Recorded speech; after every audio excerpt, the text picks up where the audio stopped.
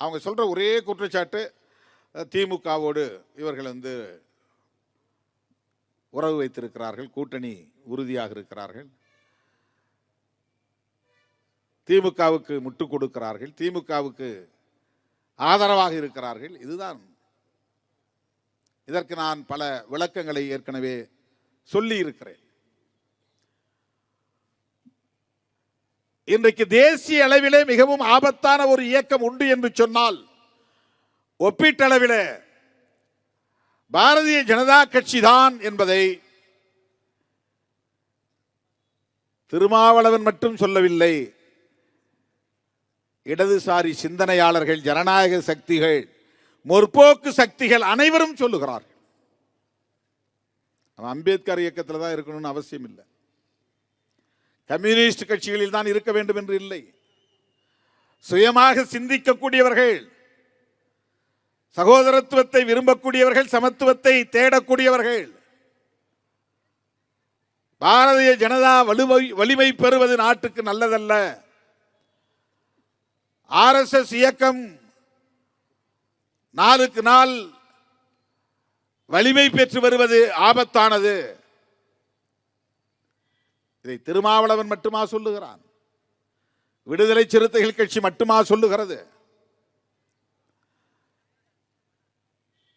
அவர்களை எதிர்கொள்வதற்கு என்ன உத்தி என்று வருகிற போது காங்கிரஸ் கட்சியினுடைய தலைவர் ராகுல் காந்தி அவர்கள் இன்றைக்கு வெளிப்படையாக அறிவிக்கிறார், பிஜேபி RSS என்கிற சங் பரிவார்களை வீழ்த்துவதற்கு ஒரே ஆயுதம் இந்திய அரசமைப்பு சட்டம் தான். புரட்சியாளர் அம்பேத்கர் அவர்களால் எழுதப்பெற்ற இந்திய அரசமைப்பு சட்டம் தான். ஏன் காங்கிரஸோடு இருக்கிறோம்? சில கூமுட்டைகள் சொல்வார்கள், காங்கிரஸ் தமிழர்களுக்கு எதிரி, அந்த காங்கிரஸோடு திருமாவளவன் கைகோர்த்து நிற்கிறார்.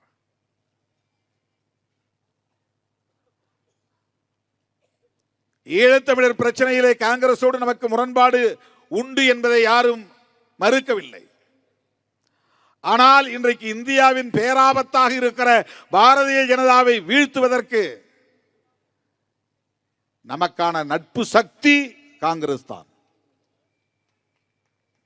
ராகுல் காந்தி தான், இந்தியா கூட்டணி தான்.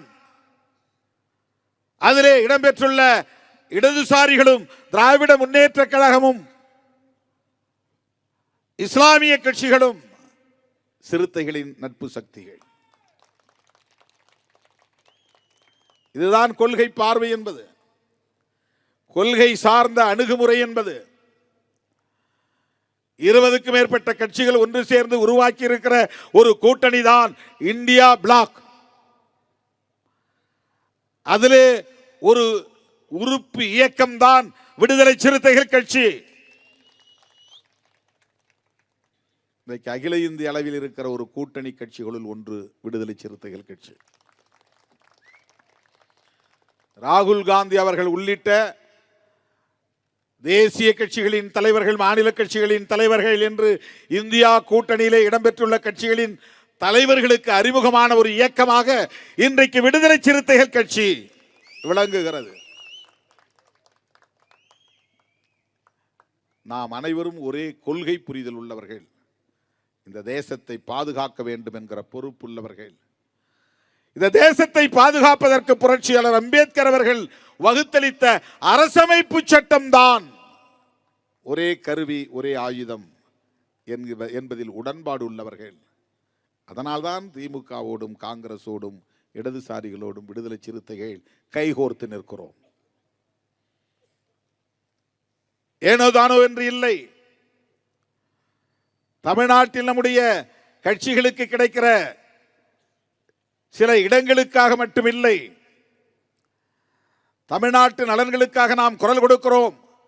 தமிழ் மொழியை பாதுகாக்க போராடுகிறோம், மாநில சுயாட்சியை வலியுறுத்துகிறோம், ஈழத் தமிழர்களின் நலன்களுக்காக போராடுகிறோம் என்பதையெல்லாம் உள்ளடக்கமாக கொண்டு ஒரு தேசிய பார்வை நமக்கு தேவைப்படுகிறது.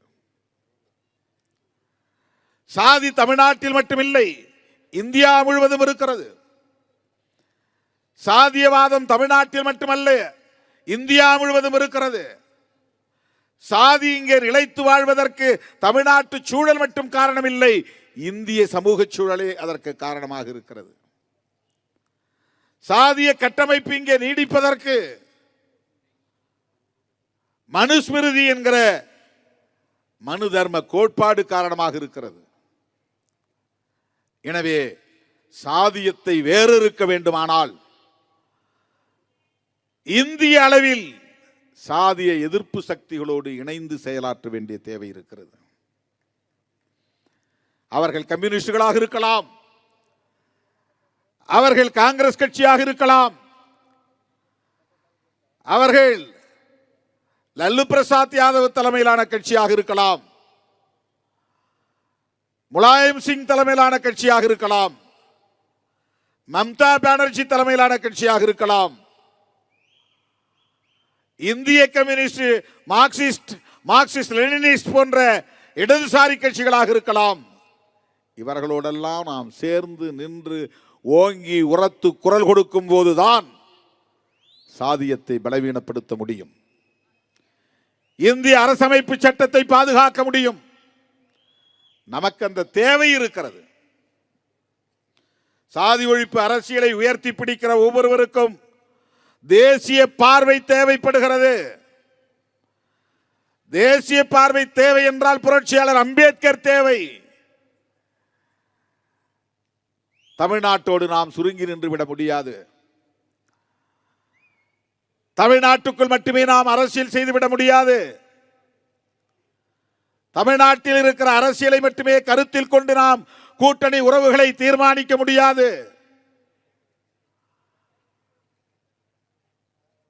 எனதருமை தோழர்களே, இதை எவன் புரிந்து கொள்கிறானோ இல்லையோ, என் உயிரின் உயிரான விடுதலை சிறுத்தைகள் புரிந்து கொள்ள வேண்டும்.